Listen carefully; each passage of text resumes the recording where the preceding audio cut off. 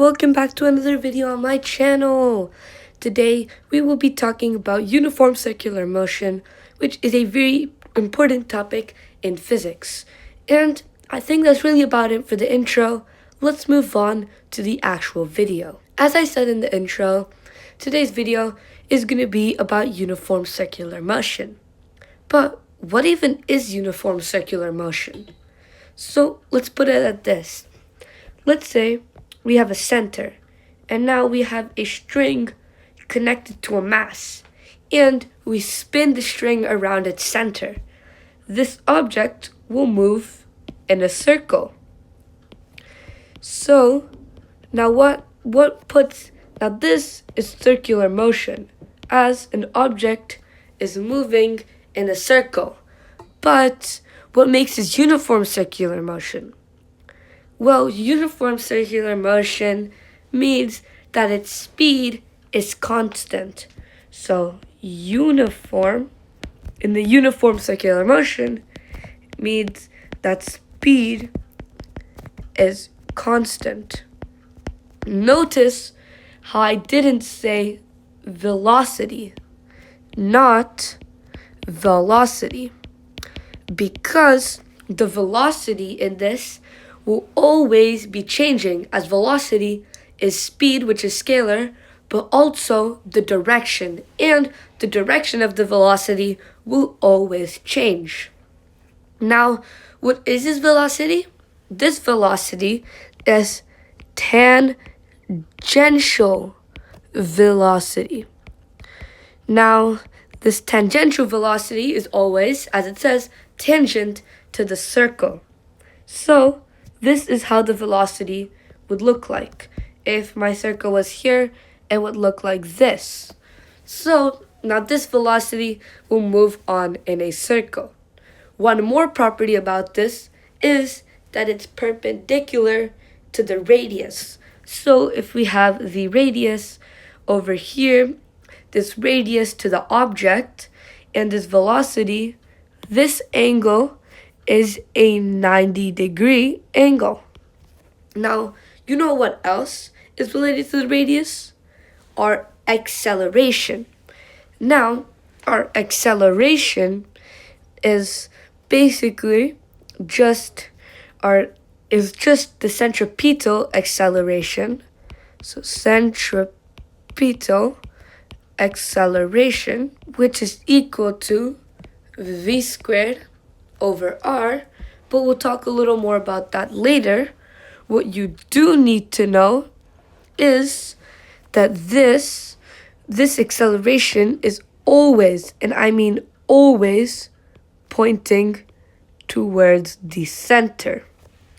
And this is how our velocity changes, our direction changes.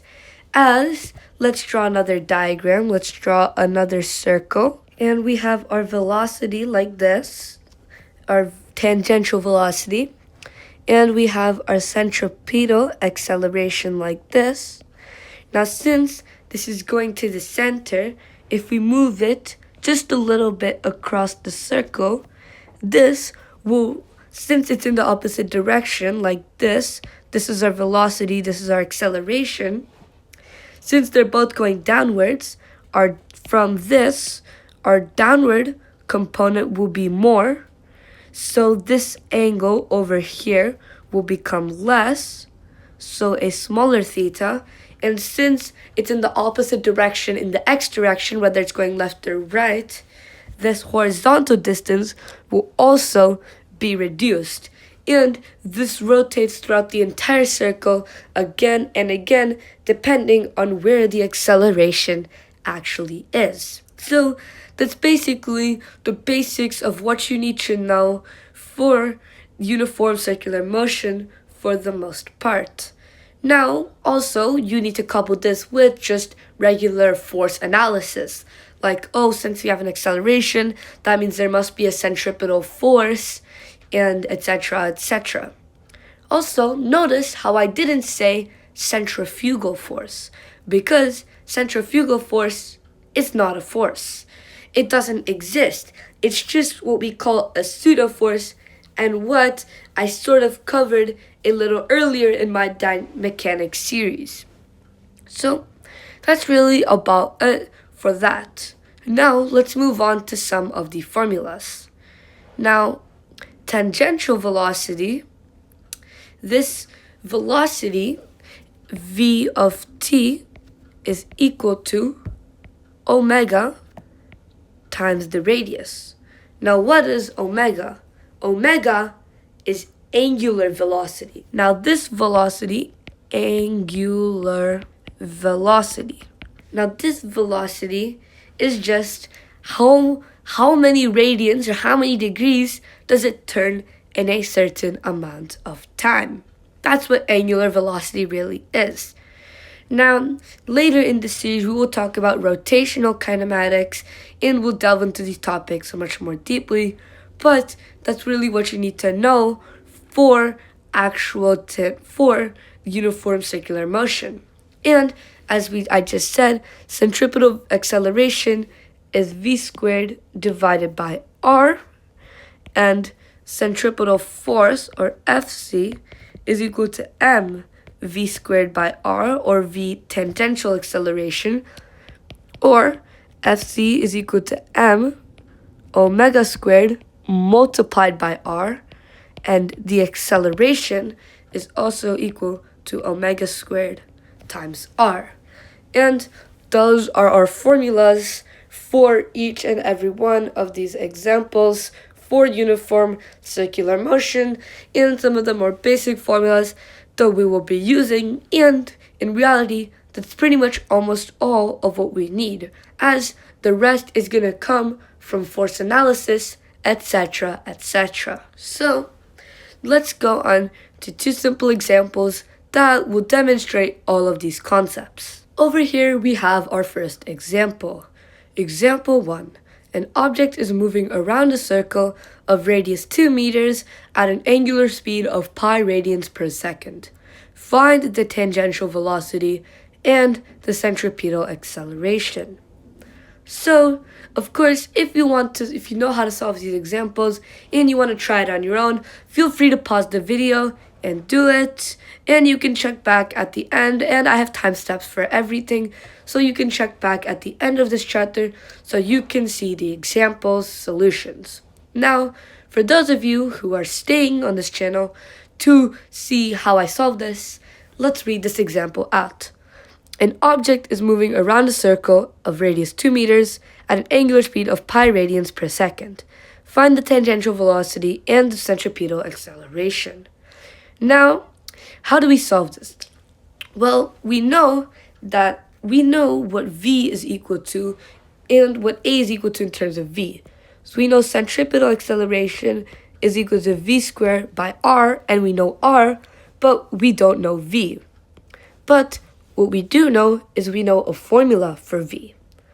V is equal to omega, which is our angular speed, times our radius r.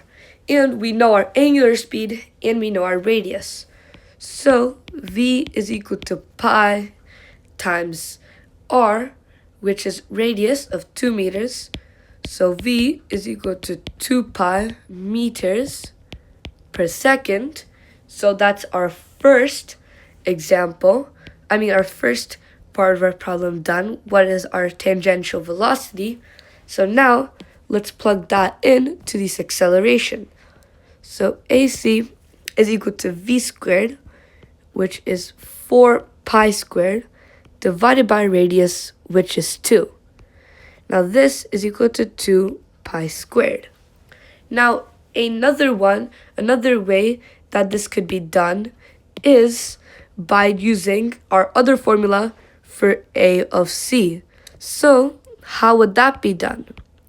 Well, let me show you right now. So we know what our formula for AC is. Our formula for AC is v squared by r. But our other formula is AC is equal to omega square r, and it derives directly from plugging our formula of v into that.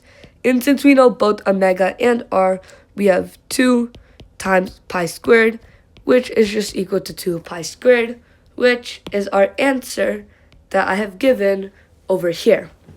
So that's about it for this example, and let's move on to the next one. This is our next example. Example 2. An object is swinging around in a vertical circle.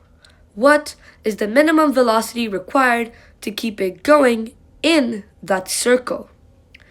What we have is g is equal to 10 meters per second squared and no other forces. Now, how do we even go about solving this problem? Well, the best way is to draw a diagram. So, let's draw a diagram over here. This is our circular path, and the hardest part of the trajectory is we know it's probably going to be in the upwards direction.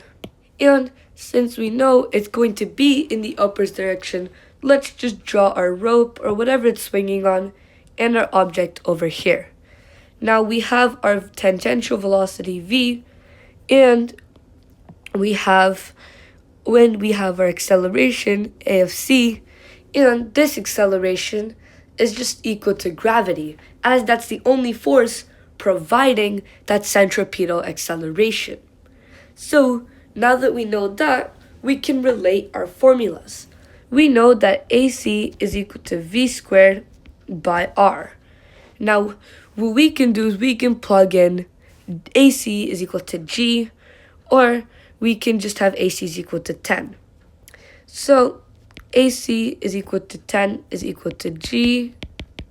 And let's plug in g for simplicity's sake. We don't really need 10, but if you want to do 10 for numbers, you can. I chose to do this because if you pause this video, you could just look at this question and see that we could also use g is equal to 10 meters per second squared. If you want, both answers are perfectly okay. So we'll just use g for this, and then we'll substitute 10 back in. So g is equal to v squared by r, and multiplying by r on both sides gives us v squared is equal to gr. So taking the square root of both sides is v is equal to the square root of g times r. Now this is also equal to the square root of 10 times r if we use g is equal to 10 meters per second squared, like it said in the question.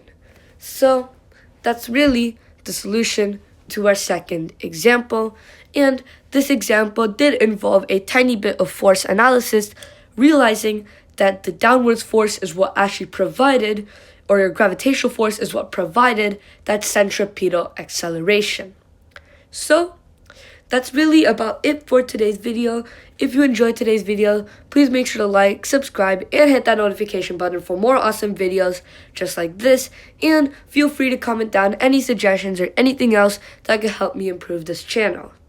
So, thank you so much for watching this video. I hope you learned something new about physics. Go apply it, have fun, and enjoy life. See you in the next one, and bye-bye.